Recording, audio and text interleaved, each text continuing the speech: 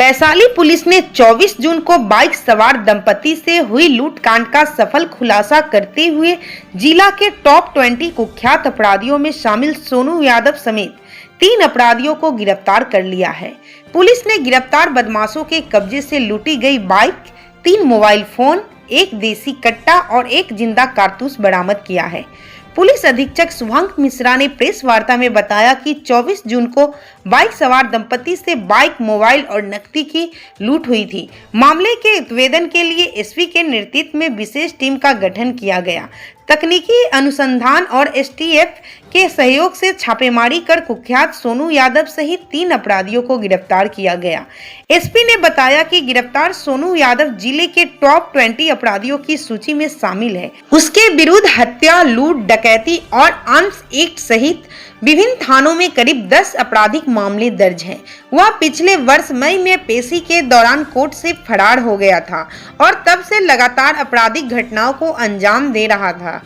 Police के अनुसार गिरफ्तार अन्य 2 अपराधियों का भी लंबा आपराधिक इतिहास है। तीनों से पूछताछ के आधार पर अन्य मामलों में भी जांच जारी है। पुलिस का मानना है कि इस गिरफ्तारी से जिले में सक्रिय लूट गिरोह पर बड़ी चोट पहुंची है और कई अन्य मामलों के खुलासे की भी उम्मीद है। राजापाकड़ थाना क्षेत्र अंतर्गत दिनांक 24 तारीख को लगभग 12:30 बजे बनारसी चौक के पास तेलिया गेट है, वहाँ पर एक व्यक्ति जिसका नाम है प्रशांत कुमार जायसवाल, ये अपने पत्नी और बच्चे के साथ बाइक से जा रहे थे। उसी समय लगभग वहाँ पर 2 अपराधकर्मी उनके ऊपर घटना करने के लिए चढ़े, जहाँ पर कट्टा सटाकर उनके द्वारा उनसे बाइक छीन ली गई, 3500 रुपये नगद पैसा छीन लिया गया और इसके अलावा उनका मोबाइल भी छीन लिया गया। इसके पश्चात एक विशिष्ट अनुसंधान टीम, छापामारी टीम का तत्काल गठन किया गया तथा एसटीएफ टीम से भी लगातार संपर्क बनाया गया। इस टीम का जो नेतृत्व कर रहे थे वो हमारे एसडीपीओ महुआ संजीव कुमार उसका नेतृत्व कर रहे थे। हम लोगों को इसके पश्चात एक खुफिया जानकारी मिली कि जो 2 अपराधकर्मी पहले वाले और तीसरा जिसने पूरा लाइनअप किया था, वो तीनों लोग एक ईंट भट्टा जो कि हरपुर हरदास राजापाकड़ के पास एक पुराना ईंट भट्टा का खंडहर है, वहाँ पर बैठ के एक और अपराध करने की योजना बना रहे हैं। तो वहाँ पर जब दबिश दी गई तो उन तीनों को भागकर वहाँ पर बड़ी जाबाजी के साथ हमारी टीम ने उनको पकड़ा। उनके पास से वहाँ पर मोबाइल तत्काल रूप से बरामद किया गया, बाइक भी वहीं खड़ी थी उसको बरामद किया गया है। एक देसी कट्टा और एक जिंदा कारतूस बरामद हुआ है, परंतु नगद पैसा उसमें बरामद नहीं हो पाया है।